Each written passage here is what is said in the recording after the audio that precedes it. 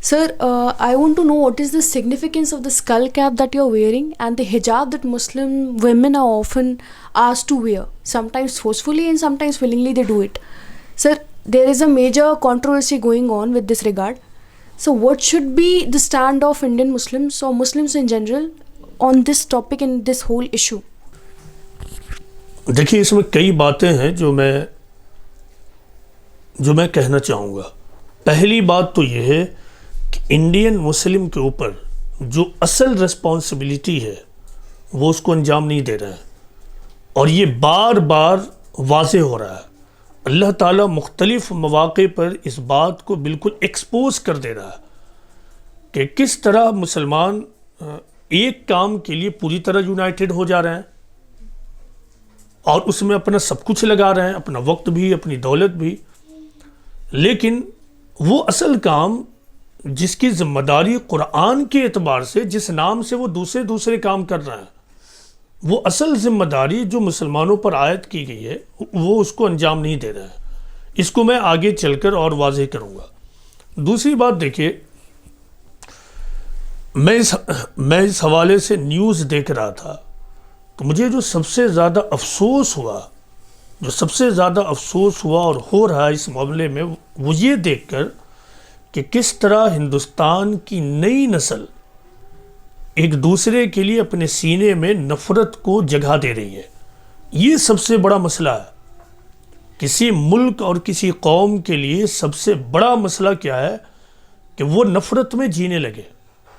تو کس طرح ہندو نوجوان بھی مسلم گرلز کے اگینسٹ کھڑے ہو کے غیر ضروری نعرہ بازی کر رہے ہیں. یقیناً جب آپ رام جی کی اسٹوری کو پڑھیں گے، ان کی جو بھی اسٹوری اویلیبل ہے، تو آپ یہ پائیں گے کہ انہوں نے اپنے فالوورز کو نفرت نہیں سکھایا.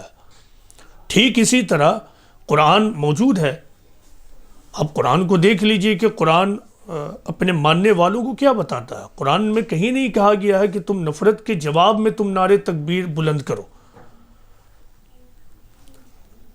دیکھیے وہ گرل یا وومن جس کا نام غالباً مسکان ہے، تو مسکان نے وہاں پہ اگر بہادری دکھائی، یعنی وہ ایک موب سے ڈری نہیں، تو ٹھیک ہے وہ بہادری تھی، وہ ایک بہادری تھی. لیکن اس انسیڈنٹ کو جس طرح مسلم یوتھ اور مسلم لیڈرز کمیونٹی کے درمیان ہیٹریٹ کو اسپریڈ کرنے کے لیے استعمال کر رہے ہیں، وہ پوری طرح اسلام میں اجنبی ہے. یہ تو نفرت پھیلانے کا کام کر رہا ہے.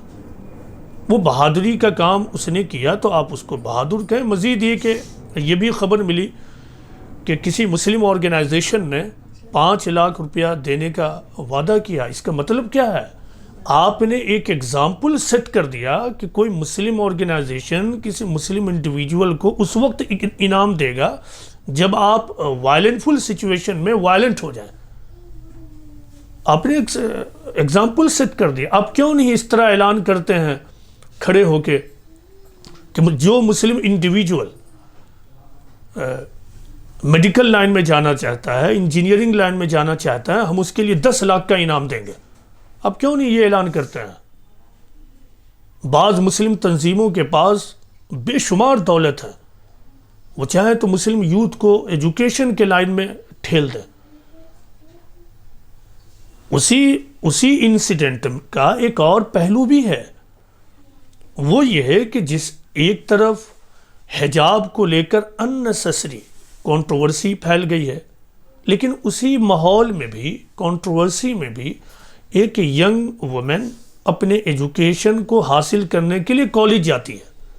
آپ اس کو پروموٹ کرتے ہیں کہ یہی طریقہ ہے مسلمانوں کا کہ ہر حال میں ایجوکیشن حاصل کرو. تو اس پورے واقعے کا یہ اس پہلو سے مجھے بہت زیادہ افسوس ہوا اور ہو رہا ہے کہ کس طرح یوتھ ایک دوسرے کے دل میں نفرت رکھتے ہیں.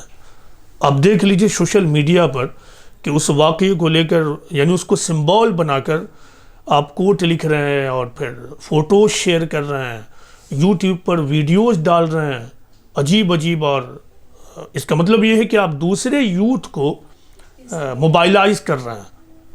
یہ اسلام کا طریقہ نہیں ہے. یہ اسلام کا طریقہ نہیں ہے.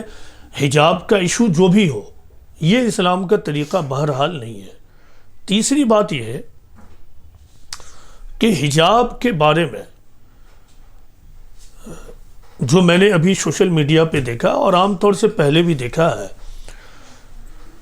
کہ مسلمان حجاب اور اس طرح کی دوسری سمبولک چیزوں کو سکھوں کے ٹربن سے کمپیئر کراتے ہیں۔ یہ کمپیریزن بھی رانگ ہے، یہ کمپیریزن بھی رانگ ہے، چونکہ سکھوں کے یہاں جو ٹربن ہے وہ ان کے فنڈامنٹلز میں شامل ہے، جبکہ مسلمانوں کے یہاں حجاب فنڈامنٹلز میں شامل نہیں۔ یہ لوگ جو کہہ رہے ہیں وہ قرآن کے خلاف بات ہے، یہ فنڈامنٹلز میں شامل نہیں ہے، تو یہ کمپیریزن رانگ ہے۔ مزید یہ کہ آپ کو اگر کسی معاملے میں پرابلم ہو رہا ہے تو آپ دوسروں کو بھی پرابلم میں کیوں کھینچ رہے ہیں؟ آپ دوسروں کو پرابلم میں کھینچ کر انہیں بھی پرابلم میں ڈال رہے ہیں کہ پھر وہ بھی آپ کے خلاف ایگریسو ہو جائے۔ اس سلسلے میں جو چوتھی بات ہے وہ یہ ہے، جو میں سوچ رہا تھا کہ دیکھیں ہم لوگ 21 سینچری میں جی رہے ہیں۔ 21 سینچری میں انڈیویجول فریڈم کو سمم بونم مانا گیا ہے، انڈیویجول فریڈم کو یعنی فرد کی آزادی کو۔ تو فرد کی آزادی کا تقاضا ہے کہ ایک مسلم گرل ہو یا ہندو گرل ہو یا XYZ ریلیجن سے تعلق رکھنے والے انڈیویجولز جو پہننا چاہیں، جو کھانا چاہیں، ان کو اس بات کی مکمل آزادی ہو۔ اگر وہ برقع پہننا چاہتی ہیں تو وہ برقع پہنیں، برقع نہیں پہننا چاہتی ہیں تو وہ نہ پہنیں۔ نہ حکومت کو چاہیے کہ اس معاملے میں انٹرفیئر کریں، نہ مذہبی طبقے کو چاہیے کہ وہ فورسفلی کسی کو کچھ پہنانے کی کوشش کریں۔ یہ اسلام کا طریقہ نہیں ہے، یہ اسلام کا طریقہ نہیں ہے۔ لہٰذا قرآن میں کیا ہے، میں قرآن کے اسٹینڈ کو واضح کر دوں کہ پیغمبر اسلام کو اللہ تعالیٰ نے کہا کہ فذکر انما انت مذکر لست علیہم بمسیطر، یعنی تم مذکر ہو، مسیطر نہیں ہو۔ پیغمبر اسلام کے بارے میں کیا کہا کہ تم نصیحت کرنے والے ہو، تم داروغہ نہیں ہو۔ تو سوسائٹی میں کسی کو انڈیویجول فریڈم کے مقابلے میں داروغہ بننے کا اختیار نہیں ہے۔ تو یہ بھی حیرت انگیز بات ہے کہ انڈیا جس کے پاس اس بات کا پورا امکان ہے، پورا امکان کہ وہ ڈیولپڈ کنٹری کے مقابلے میں کھڑی ہو، وہ غیر ضروری چیزوں میں انوالو ہو رہا ہے۔ یہاں کی یوتھ کو مسگائیڈ کیا جا رہا ہے۔ میں اس پورے معاملے کو پولیٹیکل سینیریو میں دیکھتا ہوں، جو لوگ بھی شامل ہیں، تو اس کے جو ابتدائی لوگ ہیں وہ پولیٹیکل مائنڈ کے لوگ ہیں، جو ابتدائی لوگ ہیں۔ پھر دیکھیے مسلمان، میں نے مسلمانوں کے بھی کئی انٹرویو دیکھا، میں نے یہ دیکھا کہ وہ یہ کہہ رہے ہیں کہ یہ دراصل دھرویکرن کی پالیٹکس ہے، یعنی پالیٹکس آف پولرائزیشن۔ میں یہ کہتا ہوں کہ اگر آپ یہ سمجھتے ہیں کہ یہ دھرویکرن کی پالیٹکس ہے، پالیٹکس آف پولرائزیشن ہے، تو آپ پولرائزیشن کا موقع کیوں فراہم کر رہے ہیں؟ آپ اپنی طرف سے اس معاملے کو پہلے ہی ڈیفیوز کیوں نہیں کر دیتے ہیں؟ اس سلسلے میں ایک بات اور ہے، کرناٹک میں جب یہ معاملہ شروع ہوا تو صرف ایک کالج سے شروع ہوا تھا۔ آپ اس کی جا کر گراؤنڈ لیول پر تحقیق کیجئے۔ یہ معاملہ پرنسپل اور اسٹوڈنٹس کے درمیان کا تھا۔ دیکھیں اسکول کالج میں 12 وغیرہ میں پڑھنے والے اسٹوڈنٹس پروٹیسٹ کے بارے میں نہیں سوچتے ہیں، یقیناً ان کو کسی نے اکسایا ہے کہ آپ پروٹیسٹ کیجئے۔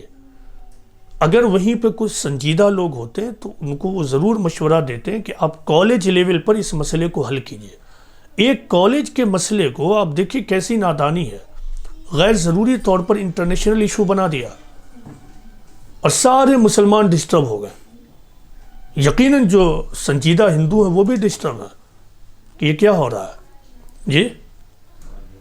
یہ جہاں تک دیکھیے اسلام کا تعلق ہے، اسلام میں جو حجاب کی تعلیم دی گئی ہے عورتوں کو اور مردوں کو دونوں کو دیا گیا ہے۔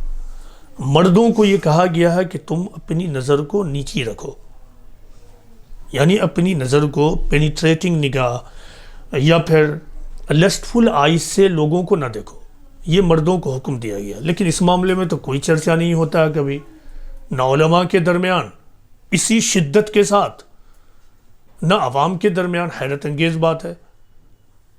یہ حکم کے اعتبار سے دونوں کے لیے یکساں ہے، گناہ بھی یکساں ہے، لیکن مردوں کے معاملے میں کبھی کوئی بات چیت نہیں ہوتی ہے. عورتوں کو جو حکم دیا گیا ہے اس معاملے میں، جو پورے قرآن و حدیث کا خلاصہ ہے، وہ یہ ہے کہ عورتوں کو ڈیسنٹ ڈریس پہننا چاہیے. ڈیسنٹ ڈریس یعنی وہ انسائٹنگ ڈریس نہ ہو، انسائٹنگ ڈریس نہ ہو. جہاں تک چہرے کا تعلق ہے، ناصر الدین البانی مشہور عرب عالم گزرے ہیں، تو ان کی رائے بھی یہی رہی ہے کہ چہرہ اسلام کے حجاب یا پردے کے حکم میں شامل نہیں ہے. برقع تو ایک ڈریس ہے، یعنی حجاب یا پردے کا جو اسلام میں حکم ہے اس سلسلے میں برقع ایک ڈریس ہے.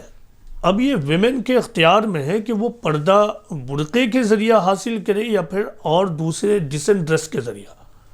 لہٰذا آپ دیکھیں کہ ہندوستان میں برقعے کا جس طرح کا کلچر ہے، امریکہ میں جو مسلم ویمن ہیں جو سمجھتی ہیں کہ ہم پردہ استعمال کرتے ہیں اس طرح کا نہیں، وہ اوور کوٹ پہنتی ہیں. چہرہ حجاب اور پردے میں نہیں ہے. اس سلسلے میں سب سے اہم بات یہ ہے کہ ہر یوتھ کو کالج اور یونیورسٹی کے رولز اینڈ ڈسپلین کو فالو کرنا چاہیے.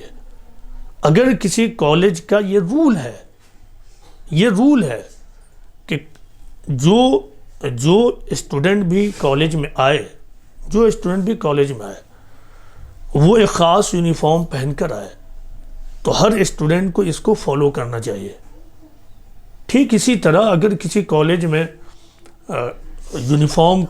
خاص یونیفارم کا کلچر نہیں ہے تو پھر سب کو آزادی ہونی چاہیے کہ جو اسٹوڈنٹ جو ڈریس پہن لے. تو اس بات کو مسلمانوں کو بھی فالو کرنا ہے اور دوسرے لوگوں کو بھی فالو کرنا. اب اننیسیسری آپ رولز کو بریک کریں تو یہ درست نہیں، نہ اسلام کی تعلیم ہے. تو اس سے بہتر ہے کہ آپ اپنے لیے کوئی بہتر اور اپنے خیال کے مطابق کوئی انسٹیٹیوشن قائم کریں، اسی میں آپ اپنا ایڈمیشن لیں. جہاں تک حجاب کا تعلق اسلام میں ہے، میں نے واضح کیا، وہ بہت واضح ہے کہ ڈیسنٹ ڈریس ہونا چاہیے. قرآن میں جہاں پہ پردے کا حکم ہے، ازواج مطہرات کو کچھ زیادہ بڑھ کر حکم دیا گیا ہے. مفسرین قرآن نے اس بات کو بھی واضح کیا ہے. ازواج مطہرات یعنی وائفز آف دا پروفٹ محمد صلی اللہ علیہ وسلم، تو ان کے لیے کچھ زیادہ ایڈیشن تھا کیونکہ وہ پروفٹ کی وائف تھیں، اور پروفٹ کی وائف ہونے کی وجہ سے ان کو لوگ ٹارگٹ میں لیے ہوا ہوتا تھا. اور پروفٹ کا ایک درجہ اور رتبہ ہے. جیسے دیکھیے عام لوگ یعنی پبلک جس انداز میں علاقے میں سفر کرتے ہیں، پی ایم کی فیملی کے لوگ سفر نہیں کریں گے جی. برٹین کی جو کوئین ہے اس طرح سے سفر نہیں کرتی ہے. اس کے ڈریسز بھی دوسروں سے علیحدہ ہوتے ہیں، سپریٹ ہوتے ہیں. ٹھیک اسی طرح پروفٹ کی وائفز کو، کیونکہ وہ تو دنیا میں تمام انسانوں سے زیادہ اعلیٰ مرتبہ رکھنے والی شخصیت ہے، اللہ کے بعد اس دنیا میں پروفٹ ہی کی ذات ہوتی ہے، تو اس نسبت سے ان کی وائفز کا بھی وہی درجہ ہے، ازواج مطہرات کا بھی وہی درجہ ہے. تو ان کے لیے کچھ علیحدہ احکام بھی دیے گئے. سر اسکل کیپ کا سگنیفیکینس نہیں بتایا. یہ تو آپ کی چوائس پہ ہے. Also part of culture. Skull cap جیسے میں پہنے ہوا ہوں، یس سر. تو یہ تو کلچر ہے. یا پھر عورتیں جو اس طرح کی کوئی چیز باندھ لیں، میں ٹوپی نہیں بھی پہن کر بات چیت کر سکتا ہوں. اسی طرح یہ جو ڈریس ہے یہ انڈین سب کانٹیننٹ کا ڈریس ہے، شیروانی. عرب میں آپ کو معلوم ہے لوگ شیروانی نہیں پہنتے ہیں. آپ ملیشیا میں چلے جائیے وہاں کچھ اور ملے گا. تو ڈریس کا تعلق ہمیشہ کلچر سے رہا، لوگوں کے اپنے رہن سہن سے ہے. اس کا اسلام سے تعلق نہیں ہے. اسلام جو چیز بتاتا ہے وہ کیا ہے ڈسپلین. ڈسپلین کو آپ شیروانی کے ذریعہ حاصل کرنا چاہیں، وہ جو اوپر سے لے کے نیچے تک جبہ پہنتے ہیں وہ لوگ عرب، اس کے ذریعے حاصل کرنا چاہیں. کچھ لوگ سادہ کرتا پیجامہ پہنتے ہیں, کچھ لوگ پینٹ شرٹ پہنتے ہیں. تو اپنی اپنی پھر چوائس ہے, اپنی اپنی چوائس ہے.